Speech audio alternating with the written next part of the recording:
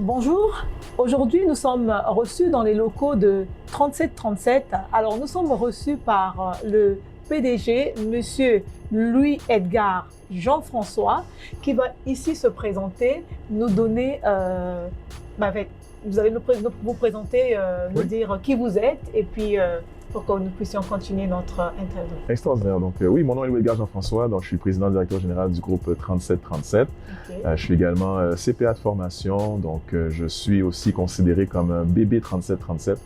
L'année passée, on a fêté nos 10 ans, donc je suis là depuis les débuts. Je suis un des, si on veut, un des entrepreneurs fondateurs, si on veut, parmi les premiers entrepreneurs qui sont venus s'installer dans cet écosystème si on veut, économique pour pouvoir aider à dynamiser initialement un quartier qui est considéré comme un quartier défavorisé de l'île de Montréal. Donc voilà qui je suis. Ok. Alors, est-ce que Monsieur Louis-Edgar Jean-François peut nous parler du groupe 3737? OK. Donc, le groupe 3737, ce qu'on a mis en place, c'est vraiment un écosystème d'accompagnement entrepreneurial. L'idée initiale, c'était vraiment, comme je disais tout à l'heure, c'était de pouvoir réunir les entrepreneurs pour qu'ils puissent synergiser ensemble, faire des affaires ensemble. Ce qu'il faut savoir, on s'est installé ici dans le quartier Saint-Michel. Donc, comme je le disais tout à l'heure, c'est un quartier défavorisé de l'île de Montréal, qui était, il n'y a pas si longtemps, considéré comme étant le deuxième quartier le plus pauvre au Canada après Montréal-Nord. Donc, notre idée, c'était quoi? C'était vraiment d'utiliser le véhicule entrepreneurial pour contribuer à dynamiser le quartier, créer de l'activité commerciale. Ce qui est important de comprendre également, c'est que dans nos actions, notre objectif ultime, c'est d'avoir un impact social. Ok. Un impact initial dans la collectivité de Saint-Michel. Pour cela, ce qu'on a choisi de faire, c'est d'utiliser le véhicule de l'entrepreneuriat, mais plus précisément l'entrepreneuriat de gens issus de la diversité ethnoculturelle, pour pouvoir créer de la richesse, créer des emplois, pouvoir créer des ressources, puis que ces ressources-là soient réinvesties dans les collectivités, la collectivité de Saint-Michel. Ok. Mais avant de poursuivre, on aimerait quand même avoir une idée de l'histoire de Tout à fait. 3737. Tout à fait. C'est quoi réellement? D'où est-ce que ça vient le 3737? Le 3737. Mais dans un premier temps, la réponse simple, c'est on est situé au 3737 boulevard Crémazie. Ok. Donc ça, c'est la réponse simple. Oui. La réponse un peu plus élaborée, vous savez, on a été fondé par Franz Saint-Élémy. Ouais. Puis Franz Saint-Élémy est quelqu'un qui est arrivé dans les années 70. Donc, il habitait pas trop loin ici, dans le quartier Saint-Michel. Ce qu'il faut savoir, lorsqu'il est arrivé, donc sa mère, à l'époque, avait à sa charge 8 enfants, dont Franz Saint-Élémy. Puis ce qui arrive, c'est que ce qu'il faut savoir, c'est que dans le building où le 3737 est établi, c'était une ancienne usine de textile. Donc, ce qui arrivait, c'était, il y avait, chaque matin, là, il y avait des contremaîtres qui sélectionnaient les gens qui allaient travailler pour cette journée-là dans l'usine de textile comme couturière. Ok. Et la mère de Franz se présentait à 4 heures le matin, à chaque matin, dans l'optique d'être sélectionnée pour travailler cette journée-là. Donc, elle était sélectionnée plus souvent qu'autrement. Donc ça a permis de nourrir les bouches de ces 8 enfants à l'époque.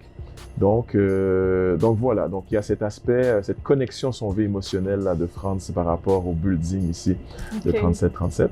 Donc quand il a eu l'opportunité d'acheter un des étages ici, au 3737 boulevard Crémazie, il a sauté sur l'occasion.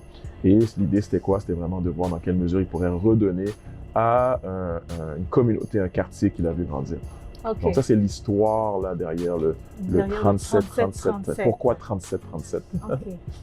Et est-ce que vous pouvez nous parler un peu, c'est quoi? Actuellement, nous sommes dans le mois du noir. Oui. Et c'est un mois qui est très marquant ici au Canada, où les gens parlent de l'histoire de Noir. Vous, en tant que 3737, qu'est-ce que vous pouvez nous dire dont vous avez été fier, que vous avez eu à accomplir en tant que 3737? Ben, ce qui est extraordinaire, mais ce que je dois dire dans un premier temps, là, ce qu'il faut savoir, c'est que le groupe 3737, on a commencé d'une idée. Jamais on n'aurait cru prendre l'ampleur qu'on a pris aujourd'hui. Aujourd'hui, ce qu'il faut savoir, on a maintenant 12 bureaux à travers le Canada. On a participé à la création de plus de 1200 emplois. On a accompagné plus de 2000 entrepreneurs. Collectivement, les entrepreneurs qu'on a accompagnés ont généré plus de 200 millions de dollars de chiffre d'affaires. Donc ça, c'est des impacts directs, si on veut, dans la collectivité. dans les collectivités. Aussi, on en pense avoir un impact indirect. Vous savez, initialement, c'est de s'installer dans Saint-Michel pour pouvoir avoir un impact dans le quartier. Ouais. Il faut savoir, je disais tout à l'heure, on est dans un building de 12 étages. On est les premiers arrivés là, ici dans ce building de 12 étages. Initialement, on essaie d'amener des investisseurs pour qu'ils puissent acheter d'autres étages, parce que ici, c'est un building de 12 étages, c'est des condos commerciaux. Ok. Donc, c'est vendu par étage. Donc, Franz et sa femme Vicky Joseph ont acheté le rez-de-chaussée.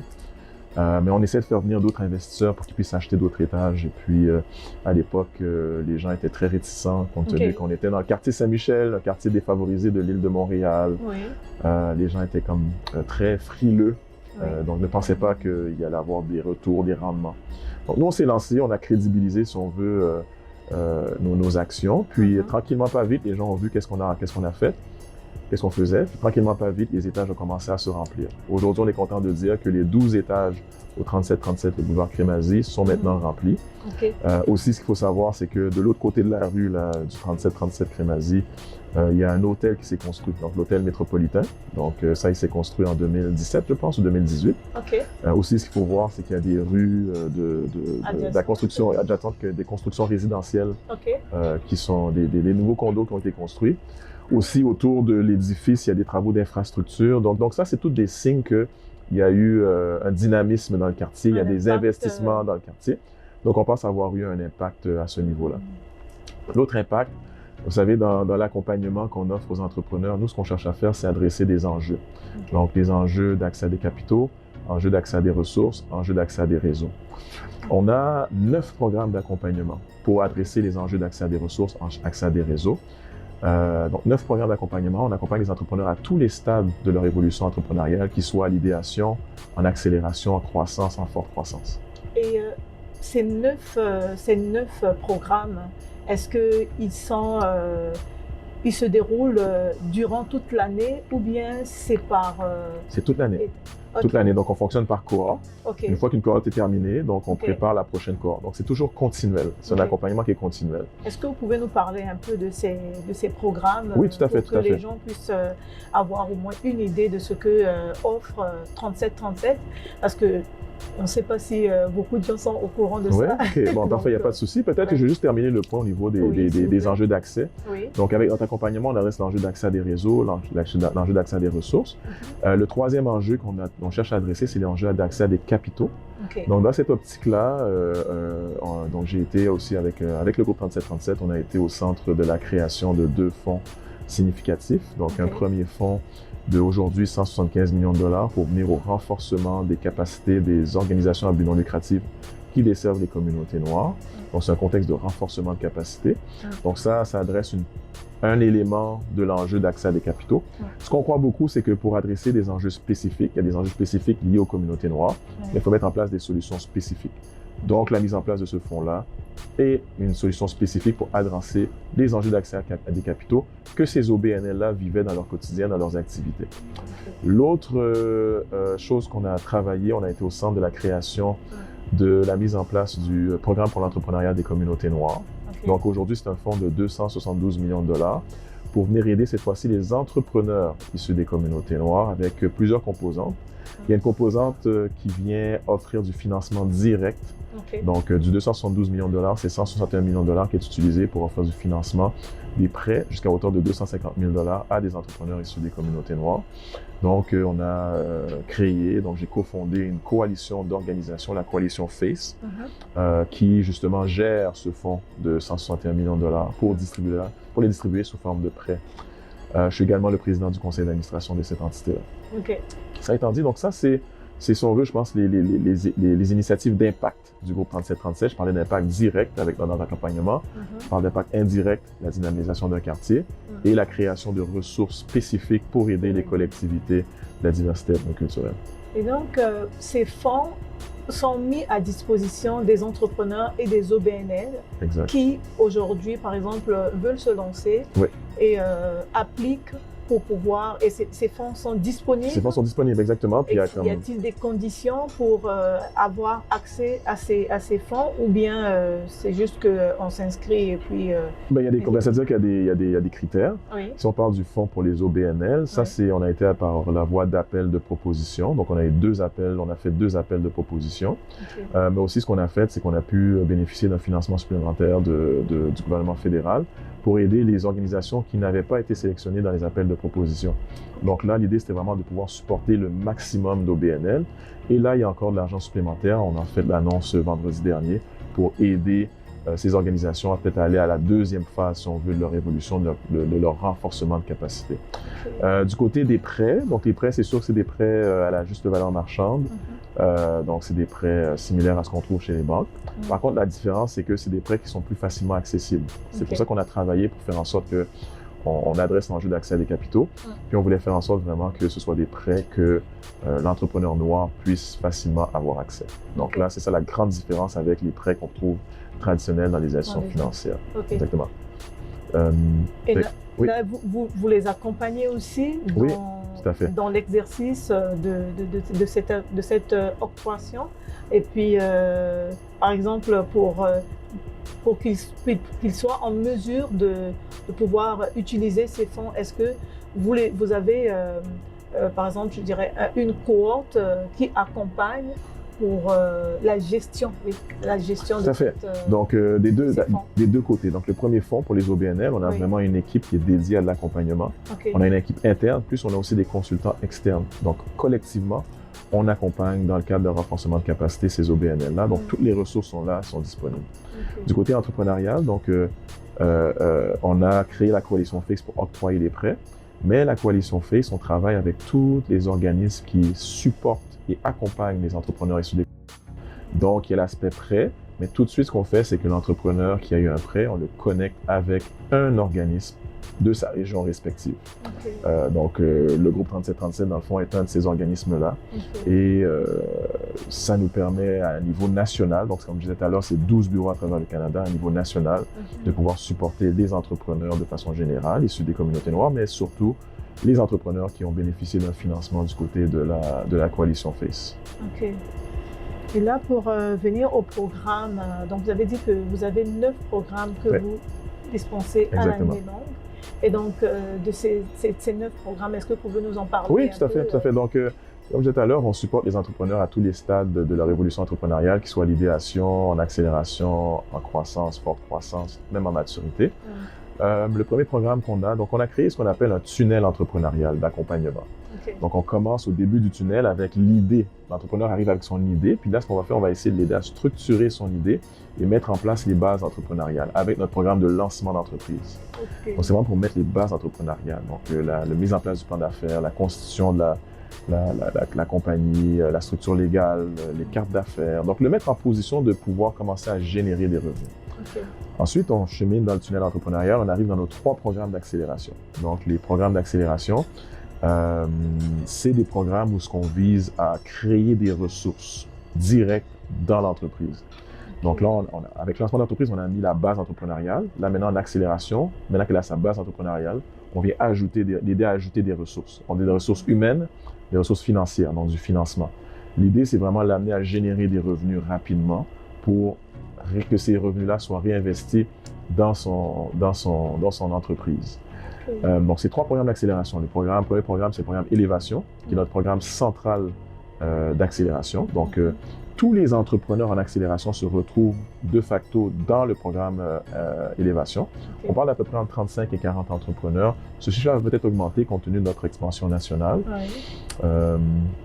Donc, Élévation, donc c'est un programme sur 12 à 16 semaines où, comme je le disais tout à l'heure, on vient directement les aider à créer des ressources, donc des emplois à l'intérieur de leur entité pour faire en sorte que l'entité puisse grandir et recevoir et générer plus de revenus.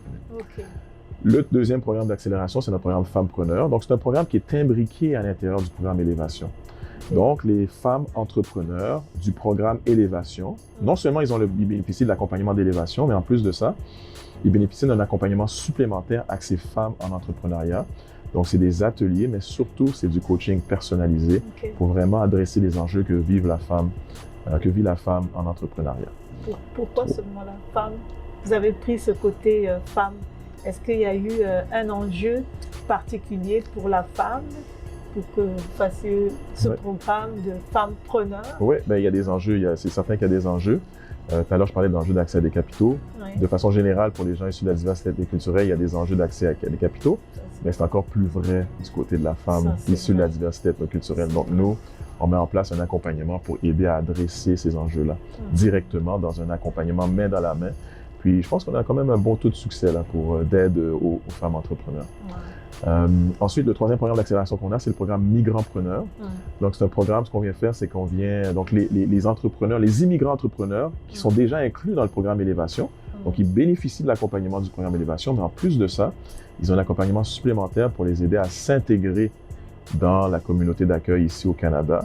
Donc, on leur offre des coachings, des ateliers spécifiques d'intégration ici au Canada, du coaching personnalisé pour vraiment les aider à, même on va ouvrir leur compte de banque, on s'en va chercher du financement spécifique pour les aider dans l'évolution de leur entreprise. Donc, c'est vraiment un programme qui est spécifique. Encore une fois, quand il y a des enjeux spécifiques, nous, on met des solutions spécifiques en place. Donc, ça, c'est le quatrième programme. Ensuite, on chemine dans le tunnel entrepreneurial. On a notre programme Incubation 3737. Donc, ça, c'est vraiment l'incubation. C'est pour les entreprises qui ont le potentiel de générer plus de 2 millions de dollars de chiffre d'affaires annuellement au cours des 3 prochaines années. Donc là, vraiment, on leur offre un coaching vraiment dédié, spécifique, poussé avec des coachs, vraiment des vedettes si on veut, de l'écosystème entrepreneurial ici au Canada. Donc, c'est vraiment l'objectif, c'est d'amener à générer des revenus significatifs pour leurs opérations et les aider à croître. Maintenant, là, je vous ai parlé de 5 programmes. On a en total 9 programmes. Donc, on a aussi un programme jeunesse. Dans le tunnel entrepreneurial, au début du tunnel, nous, on a ce qu'on appelle, on cherche des sources d'entrepreneurs qui vont rentrer dans le tunnel entrepreneurial. Cela étant dit, on a le programme jeunesse. Donc, ça, c'est Entrepreneurs de la relève, où on vient accompagner des jeunes de 14 à 22 ans. On commence, donc, nous, on vise les écoles considérées comme défavorisées au Canada. Donc, on a commencé ici à Montréal, dans le quartier Saint-Michel, à Louis-Joseph Papineau. On a été installé aussi à Calixa-la-Vallée, dans Montréal-Nord. On va s'implanter prochainement dans la polyvalente Henri Bourassa. Encore une fois, des écoles défavorisées. Donc, ce qu'on vient faire, on vient commencer avec la sensibilisation entrepreneuriale sous forme d'ateliers. Donc, on montre un peu c'est quoi l'entrepreneuriat, on montre les concepts entrepreneuriaux. Mais ce qu'on veut faire aussi en parallèle, c'est de venir créer des projets qui commencent de façon fictive avec l'entrepreneur. Donc, c'est des projets fictifs qu'on met en place pour vraiment les aider à intégrer et inculquer les concepts entrepreneuriaux qui viennent des ateliers. Mais on veut pousser plus loin. On veut que ces jeunes-là, ceux qui sont intéressés, on veut les amener à transformer ces projets fictifs en projets réels. Et on met des incitatifs pour le faire. Un des incitatifs, c'est on fait des missions commerciales annuelles. Donc, on amène les jeunes pour les récompenser dans l'optique où ils veulent créer un vrai projet. On les amène à venir en mission commerciale avec nous pour voir dans quelle mesure ils sont capables d'internationaliser leur offre. Donc, ça, c'est un premier incitatif. Un autre incitatif, c'est qu'on a notre événement Les Dragons de la diversité. Donc, c'est notre version de Dans l'œil des dragons ou de Dragon's Den ou de Shark Tank. C'est notre version à nous. Donc, des investisseurs qui mettent de leur propre argent dans les projets des entrepreneurs. Donc, les jeunes aussi sont invités à pitcher devant ces dragons-là qui peut-être vont mettre de l'argent dans leurs projets respectifs. Donc, ça, c'est un autre incitatif. Donc, vraiment, on veut inciter les jeunes à transformer leurs projets fictifs en projets réels pour qu'on puisse dynamiser des projets de jeunes. On est content. La première année qu'on a fait notre programme, on a été à Louis-Joseph Papineau. Puis, on a accompagné 62 jeunes. De ces 62 jeunes-là, il y a 5 projets concrets qui ont été créés. Et de ces 5 projets-là, il y a 22 emplois qui ont été créés. Donc, c'est vraiment du concret. Donc, on a reçu un prix du ministère de l'Économie et de l'Innovation pour le succès de ce programme-là. Donc, nous, vraiment, on y va vraiment jusqu'à la création effective d'emplois. Donc, je rappelle notre objectif, encore une fois, avoir un impact social en utilisant le véhicule de l'entrepreneuriat de gens issus de la diversité ethnoculturelle pour créer créer du développement économique, créer de la richesse, créer de l'emploi, créer des ressources qui sont réinvesties dans les collectivités pour avoir cet impact social-là. Et tous nos programmes doivent respecter cet objectif-là. Le programme Entrepreneurs de la relève aussi doit respecter cet objectif-là également. Donc ça, c'est notre 6e programme. Ensuite, on a notre initiative d'appui aux communautés noires. Donc ça, c'est le fonds de 175 millions de dollars qui a été mis en place. Et ce fonds-là, dans le fond, le groupe 3737 est un des aujourd'hui 4 organismes intermédiaires pour livrer le programme. Donc, comme je disais tout à l'heure, c'est du financement et du coaching, mentorat et soutien d'experts. Donc, aujourd'hui, c'est 206 OBNL qu'on supporte à travers le Québec. Nous, le groupe 3737, on est l'organisme intermédiaire pour livrer le programme dans la province de Québec. OK. Uniquement au Québec? Oui, c'est uniquement au Québec. C'est sûr qu'on travaille en collégialité avec les autres organismes intermédiaires. Donc, on transmet, si on veut, nos connaissances, on transmet les idées, donc on structure, on essaie d'uniformiser la structure d'accompagnement. Mais nous, vraiment, on chapeaute, on est responsable de ce qui se passe au Québec. Donc ça, c'est l'initiative d'appui aux communautés noires. Donc ça, c'est notre 7e programme. 8e programme, donc on a un programme Vente Conseil. Donc ça, c'est un programme qui vient aider les entrepreneurs à développer des façons de générer des revenus. Donc ça, c'était un autre de nos programmes. Puis finalement, on a notre dernier programme, c'est le Code 3737. Donc ça, c'est moins un programme de directement entrepreneuriat. C'est un programme, si on veut, qui se focus sur l'employabilité. Je m'explique. Donc, c'est une école de programmation. Donc, c'est le Code 3737, c'est une école de programmation qu'on met en place. Et on vise à former des gens à la programmation. On sait aujourd'hui, là, on vit dans une ère digitale, une ère numérique.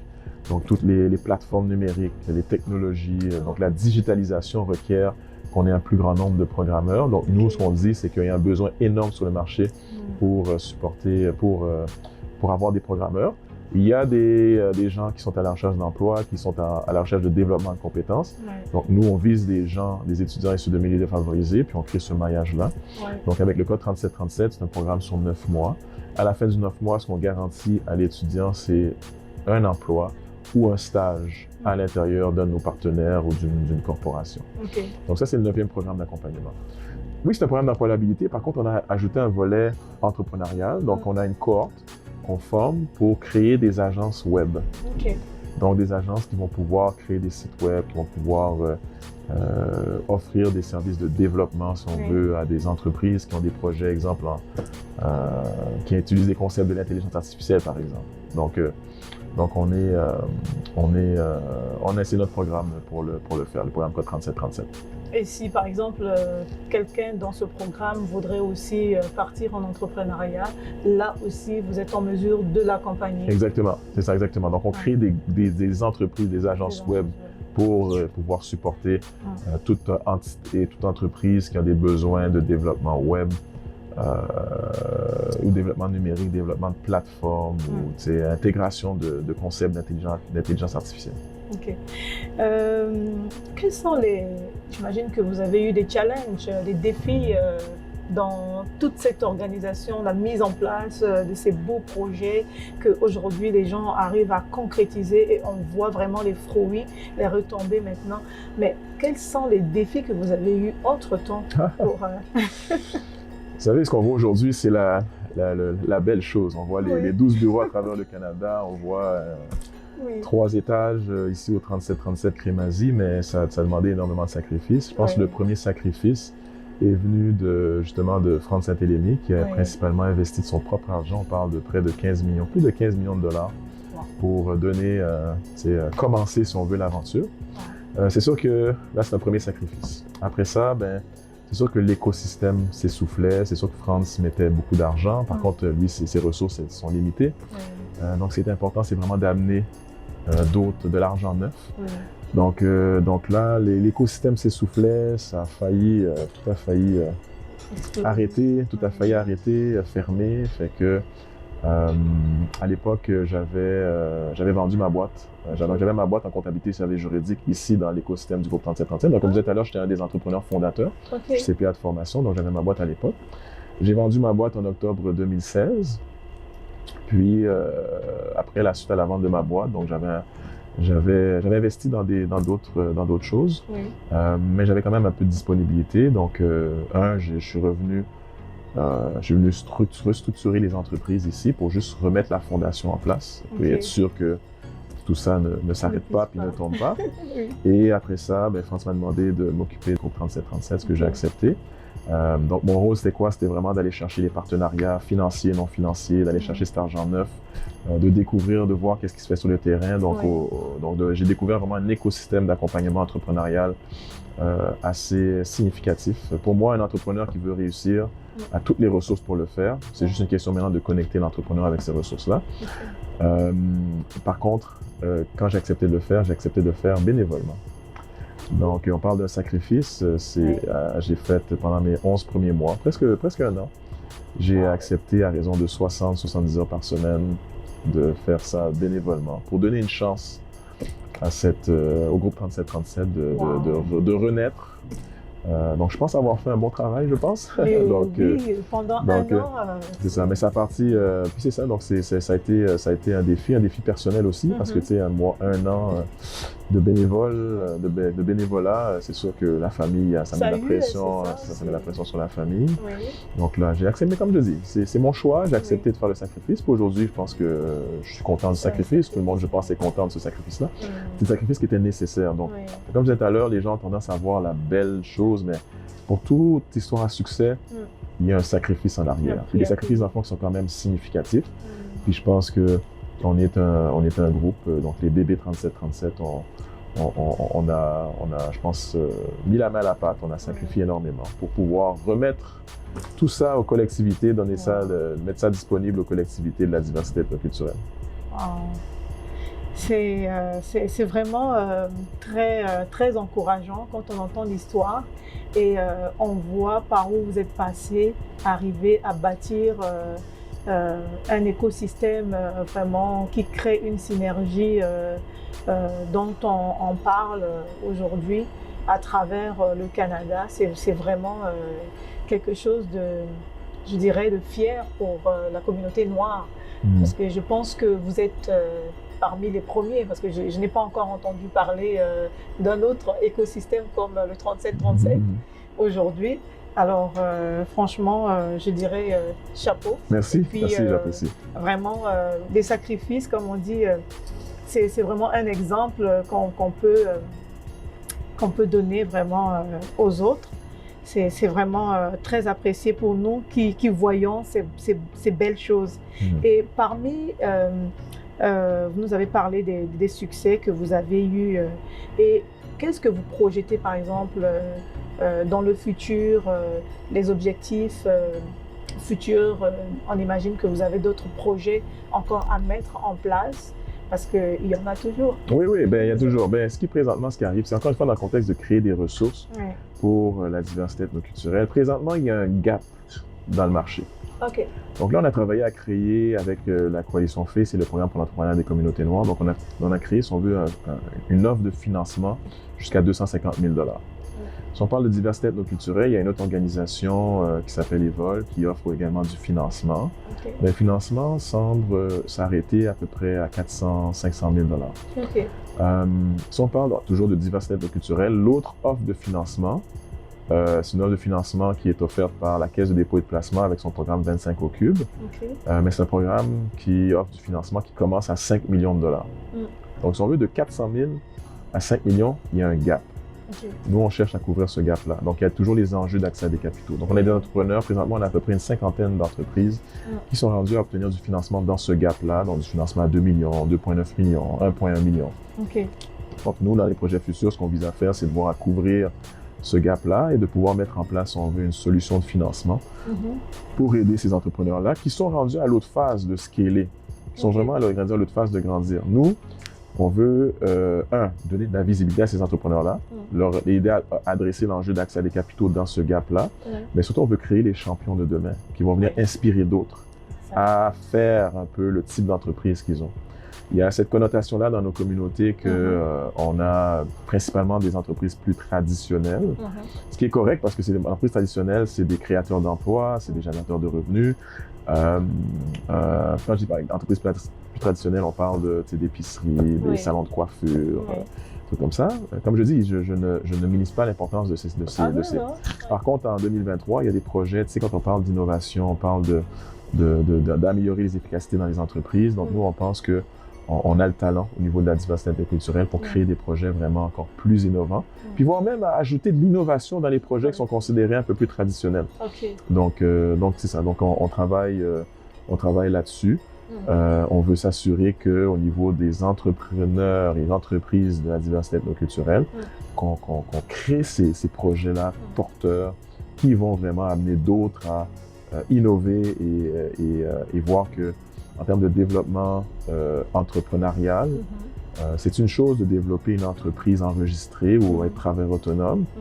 C'est une autre chose d'incorporer une société puis d'avoir peut-être 1 ou 2 employés dans la société. Mais c'est une autre chose de créer une institution, de créer vraiment une entreprise à propriété noire qui embauche 100 personnes, plus de 100 personnes. Ça, c'est une autre chose. Puis c'est ce qu'on veut essayer de faire, c'est créer les prochaines licornes de demain issues de la diversité ethnoculturelle. Toujours en restant dans notre objectif, création de richesse, création d'emplois, création de ressources, ressources à réinvestir dans les collectivités pour avoir un impact social. En tout cas, je pense qu'on a fait un peu le tour de tout ce que vraiment se passe autour du 37-37. Et maintenant, pour terminer, parce que vous êtes d'abord entrepreneur et directeur d'une grande organisation. Qu'est-ce que vous direz à quelqu'un qui voit ça de loin, qui se dit « Je suis moi aussi noire, est-ce que je peux arriver à ce que monsieur Edgar Jean-François a eu à bâtir? Qu'est-ce que vous pourriez dire à quelqu'un qui vous regarde de loin, mais qui est encore dans ses pensées? Il y a 2 choses que je dirais. La première chose, c'est de s'enlever, d'éliminer son esprit limitatif. On a tendance à penser local. Moi, ce que j'amènerais les gens à voir, c'est à étendre ses horizons et comprendre que notre portée n'est pas seulement locale, elle peut être provinciale, elle peut être nationale, elle peut être internationale. Et s'il y avait des opportunités sur Mars, il faudrait voir qu'elles soient à l'échelle de Mars, à l'échelle de l'univers, si je pourrais dire ainsi. Donc, il y a ça. Donc, ça, de s'enlever de s'enlever cet esprit limitatif-là. L'autre chose que je dirais aussi, c'est de ne pas tomber dans le piège de la victimisation.